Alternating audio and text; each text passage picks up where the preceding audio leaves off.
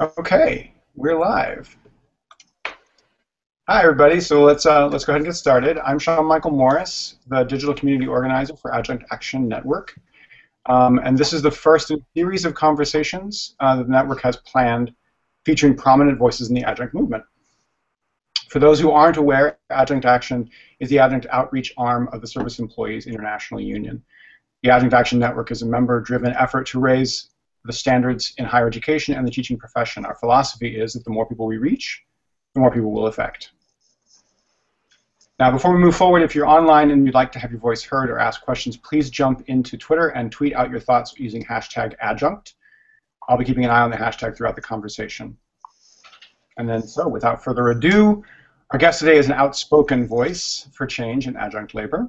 Rebecca Schuman writes for Slate magazine, the Chronicle of Higher Education, and for Chronicle Vita. She is an adjunct teacher in St. Louis and blogs at pankisskafka.com. Welcome, Rebecca. It's good to see you. Hi, everybody. Yeah, it's great to be here, and I am extremely relieved to be joined by three of my favorite, also outspoken voices in the adjunct movement.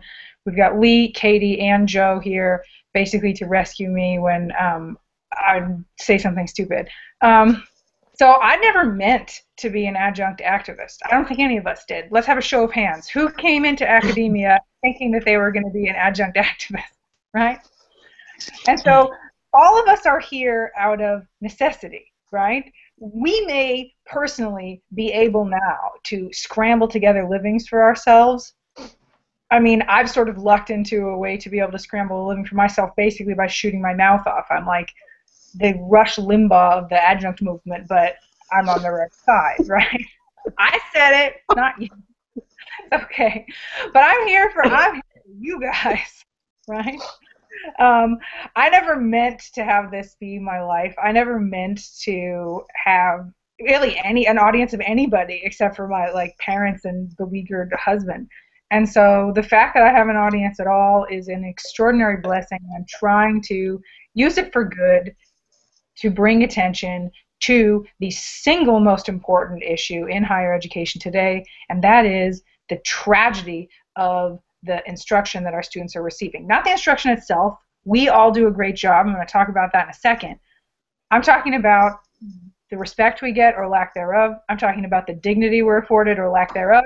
And, of course, most importantly, the pay we are given or lack thereof. So what can we do? A dog! Hooray!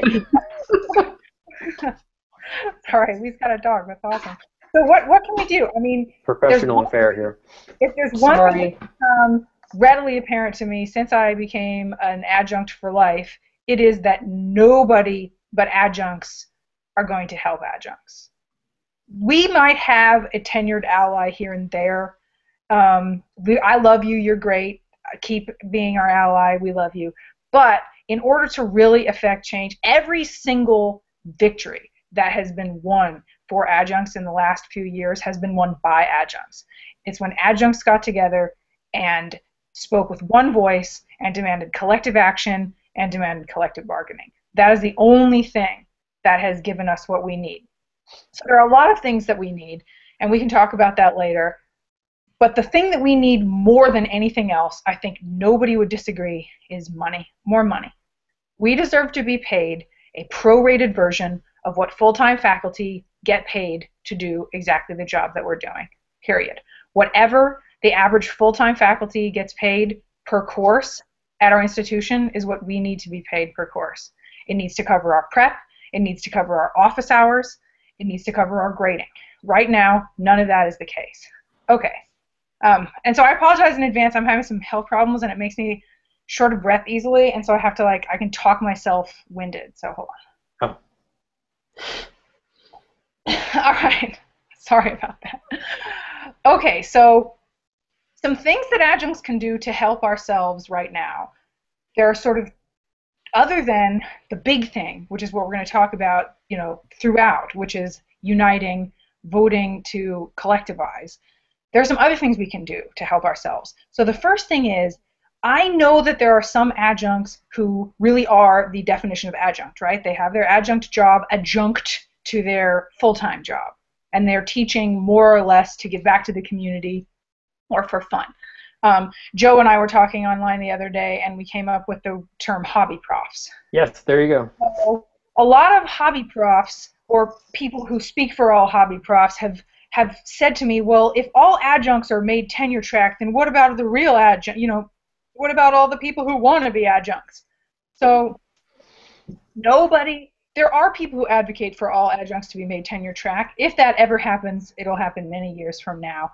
Like, what we want most of all is right now just more money, just a better wage, and the option to work full-time if we've had several years of good service, right? So none of that, no, hobby profs, you are safe, right? If you don't care about the amount of money you make teaching because you just do it for fun, do your brothers and sisters who are starving and surviving on food stamps and homeless and living in their cars a nice solid and pipe down. Simmer down now, right? This isn't about you. Nothing is going to harm your hobby, okay?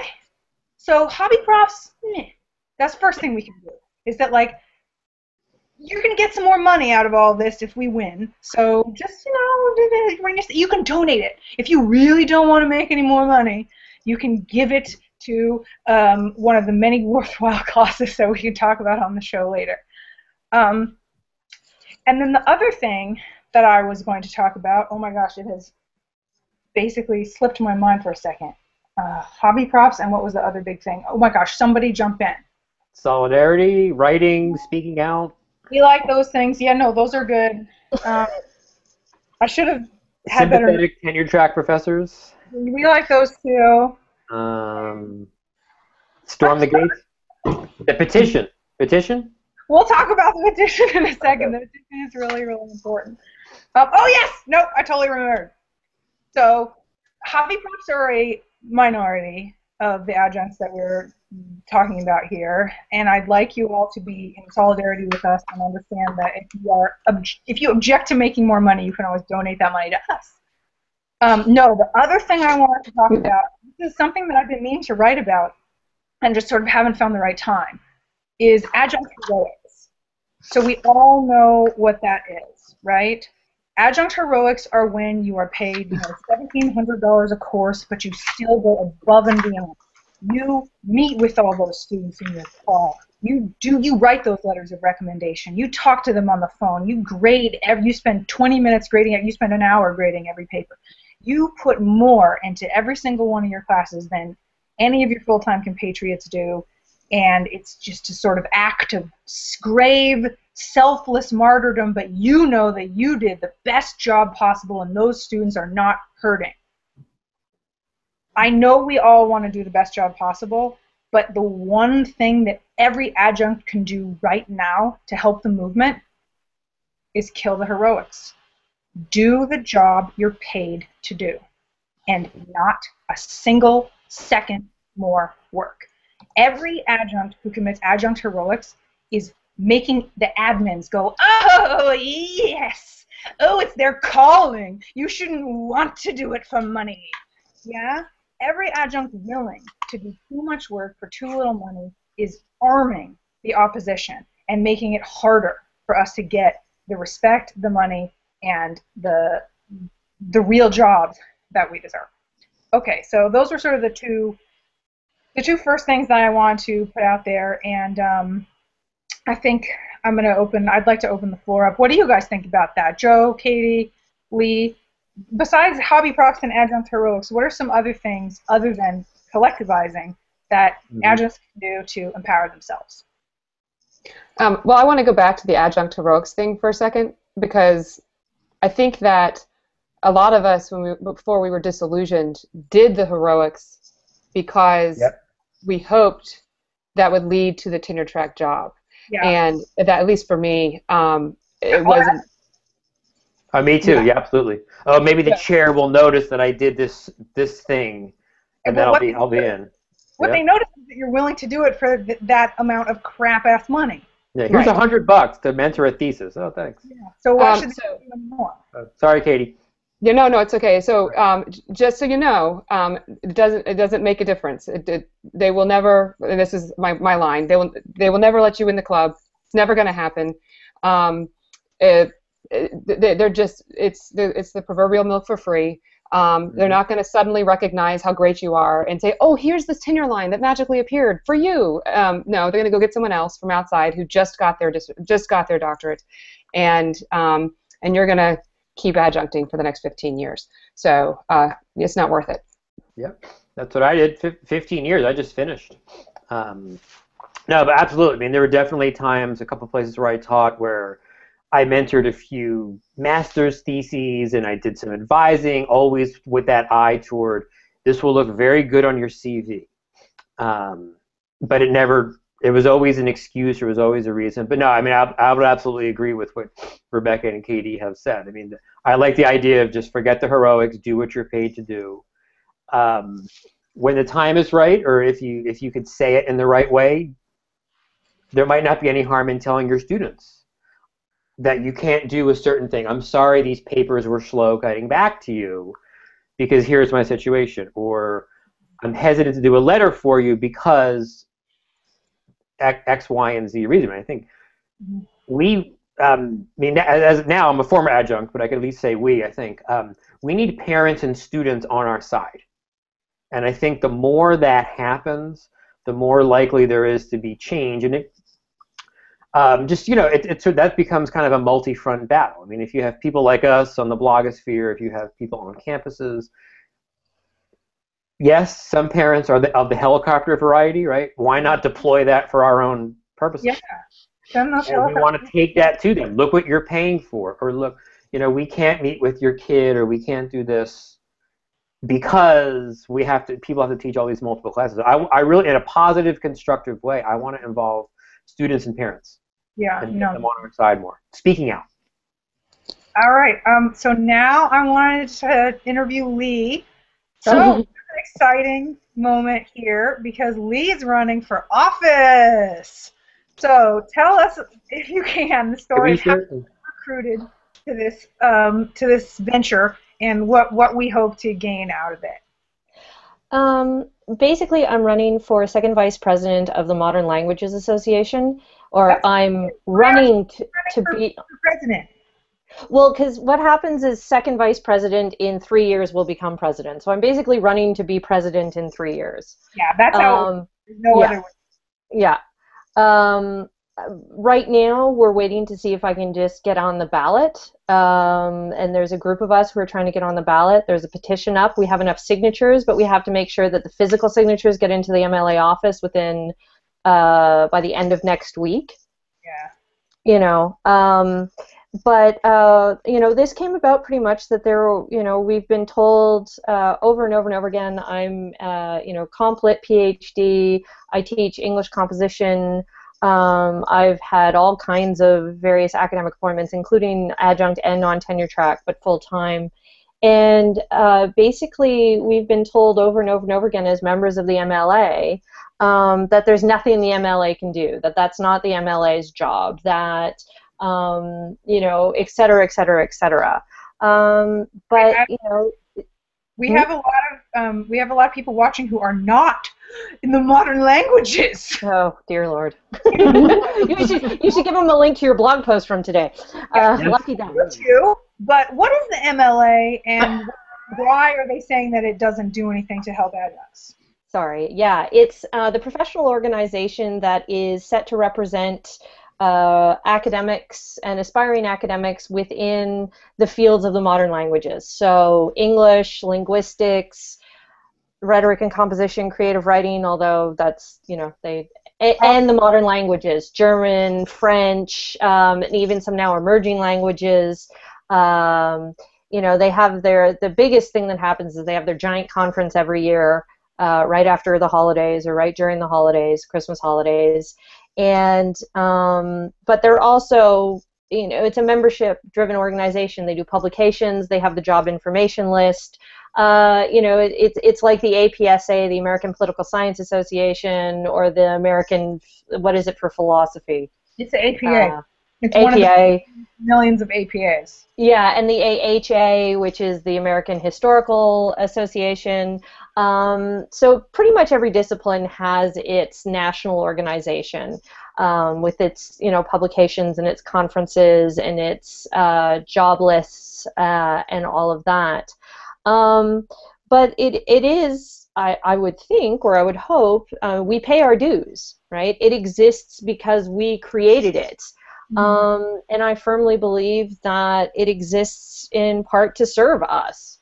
And so I've always been one to get involved and to put my money where my mouth is. And this opportunity arose to say, why don't we put together a slate of candidates who will be more vocal in advocating for adjunct and non-tenure track faculty. And it just so happened that I've been a member. I ticked all the boxes. This is the other sad thing. You got to tick all the boxes. And so I happen to have been a member consecutively for the past 2 years. I happened. What was that, Rebecca? You're on a committee already. You're an yes. active serving member. Yeah, and I happen to fit. We'll see what they think of that. But they need this particular candidate to be in foreign languages because they rotate through the various. And while I teach in English, the majority of my scholarship is actually in and on French language works, which is probably another reason why I can't get a job. But that's another story. Yep. I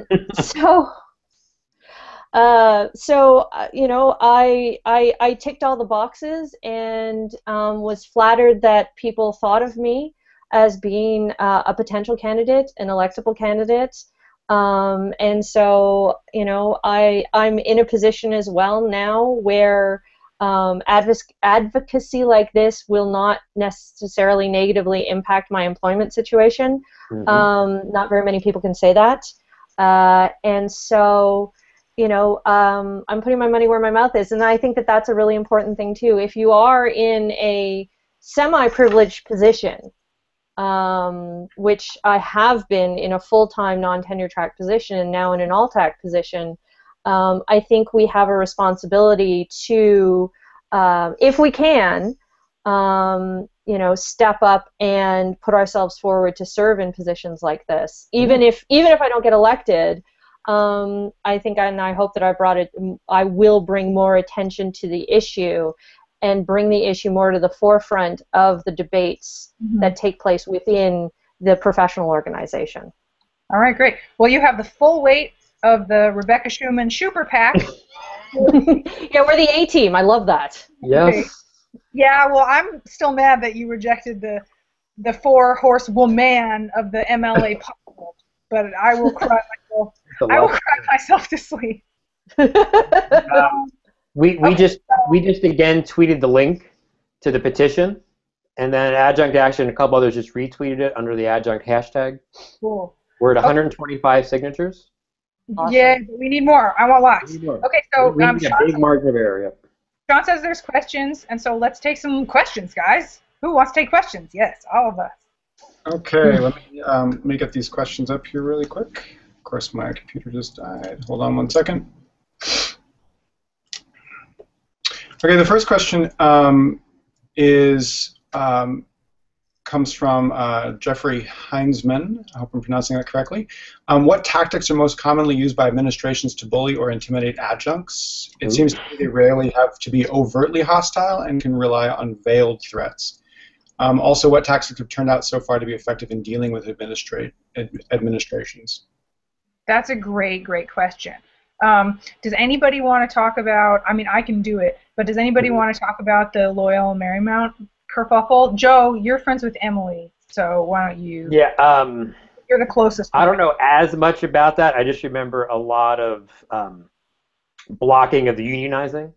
And they sent an email out, a very veiled threat to all of the contingent faculty saying, you really want to let an outside group that doesn't understand us and our mission come in and tell you what to do? It's basically the same tactics that they use with union busting videos at Target.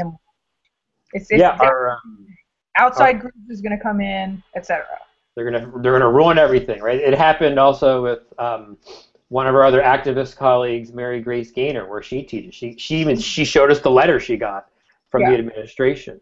Yeah, it tends to be sometimes veiled threats, sometimes either passive aggressive or active aggressive, just not renewing an adjunct. For me, I mean, especially I'm in a different kind of situation. I mean, because I'm done with academia, but for the last year when I was more outspoken, I taught at GW, which is unionized under service employees. So I always had a little bit more leeway to speak out because I never said anything that was really hostile or combative. But there's that fear. If you're not unionized, there's absolutely a fear that you won't be renewed for budgetary reasons or teaching evaluations or something. But it's and that's the bind that I know a lot of folks are in. And so the best tactic is, first of all, to affiliate with a union apparatus that has lawyers at the ready who are going to be there free of charge for you to challenge a wrongful termination.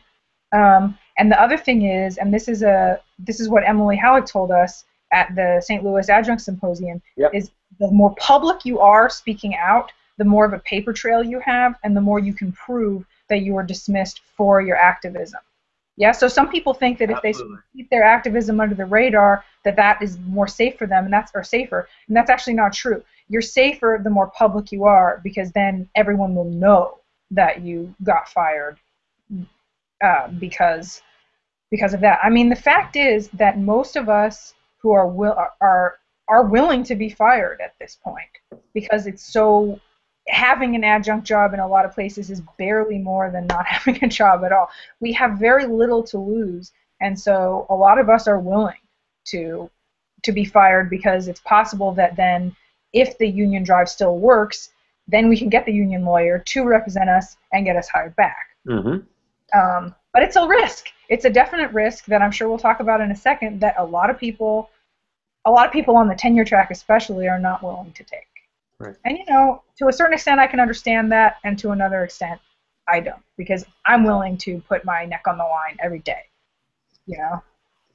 And I would reiterate that even without a union to support you, there are certain mechanisms that you can do. And one of the ones that's been very, I don't know how effective it has been, but it has been about a lot of times publicly shaming, going to the press, document. Yeah. If somebody says something in a meeting, see if you can get them to follow it up to you in an email, right? So just to reiterate what you said to me, to what we discussed today in a meeting, get these things on paper, document, make sure you keep copies of your contracts, make sure that you, record things personally for yourself. That's something that we're not really in the practice of doing, but these are all really important things to be doing.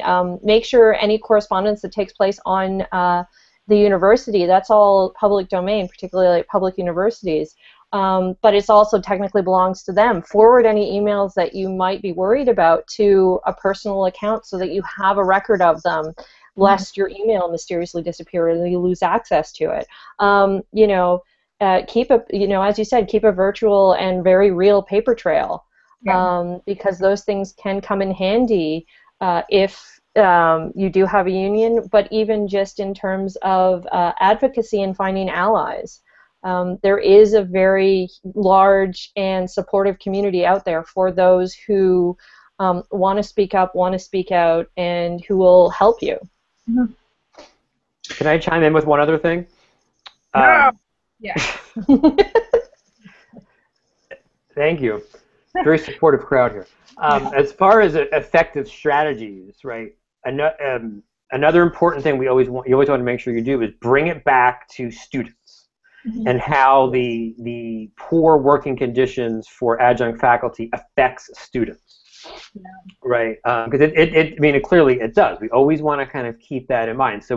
So we can't be so things can't be sort of twisted as if, oh, we're just greedy, we want more money, or we want these cushy lifestyles, right? If we keep reminding anybody who listens that adjunct conditions and precarious conditions affect student learning, then it would seem to be more and more untenable for an administration to justify over adjunctification. right? If you keep saying, well, then is the primary mission of the university to teach?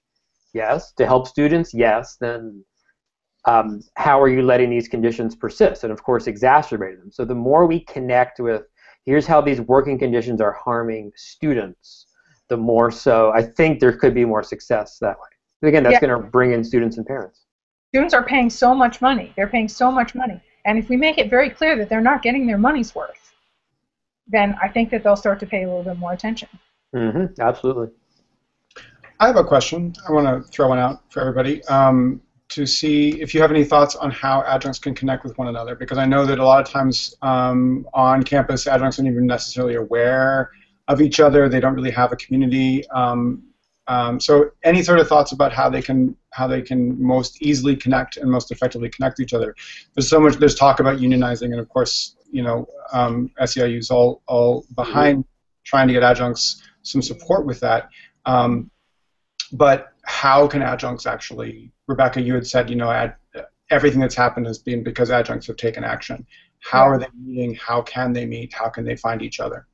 Yeah, I mean, Twitter is a great place. That's how we all know each other. Yeah.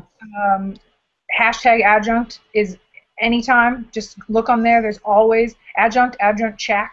There's always something going on about that on Twitter. That's anybody who's got that hashtag going. If you're interested in starting activism as an adjunct, just ping anybody, literally anybody who isn't doing like hashtag adjuncts are the worst. Like, anyone involved in an adjunct chat is going to be able to be a resource for you and help you connect to people either above ground or underground, depending on how you want to be connected. Mm-hmm. And I have a question back for you, Sean. Are there any networking possibilities on the Adjunct Action website right now? At this time, actually, we're in the process of developing them. This is actually one of our first steps, this conversation, trying to bring attention to the ways that people can begin conversations with one another. That's a really important piece that we're working on. It's a good question. Yeah, well, I hope that you do. I think that would be great. A lot of times people are scared. They're scared for their jobs, and so it's tough because they definitely don't want to. You don't want to necessarily talk to other adjuncts that you don't know about your conditions, because they could be an adjunct because they are the girlfriend of a faculty. They could be a hobby prof. So it's important to sort of suss out if you even do get to talk to your colleagues, suss out whether you think that they have solidarity with the movement at all. Because if it turns out that they are some sort of Ayn Rand union buster, they could end up really harming your local effort as well. So be savvy when you connect. Try to meet your colleagues if you have time, but be savvy when you connect with them as well. I don't want to be like, trust nobody, because most adjuncts are super cool and definitely want to help. But every once in a while you might get some sort of, grump. Yeah, some sort of grump. Or just, in America we have people have a very visceral distrust of unions because of a really pervasive anti-union campaign all over the media for the last half century. And so, it's important to don't bring the U word up right away unless you know that they are friendly to it. Cool. Well, this is recruiting. Well, this has been really, really great. Unfortunately, we are actually out of time, so we've got to wrap up. Oh. Yeah, it's really fast. It's like a half hour, and boom, we're done. Can we keep going? This is fun. If you all wouldn't mind, just not too much. I'm sorry. If you wouldn't mind, just really quickly post your Twitter handle in the chat so that everyone would be able to get in touch with you if they have any questions following watching this. This will be available on YouTube afterward, so people can watch it, and then maybe they would be able to get in touch with you all. So that'd be really great. So I want to thank you guys, everyone, for coming, especially Rebecca, making time to chat. This was fantastic. And then just one quick reminder that Adjunct Action Network is member-driven. So if you'd like to continue seeing conversations like this one take place, please head over to adjunctaction.com and join the effort. Okay. Thank you guys so much, and we'll be in touch soon. It's tons of fun. Thank you. Thanks. Bye.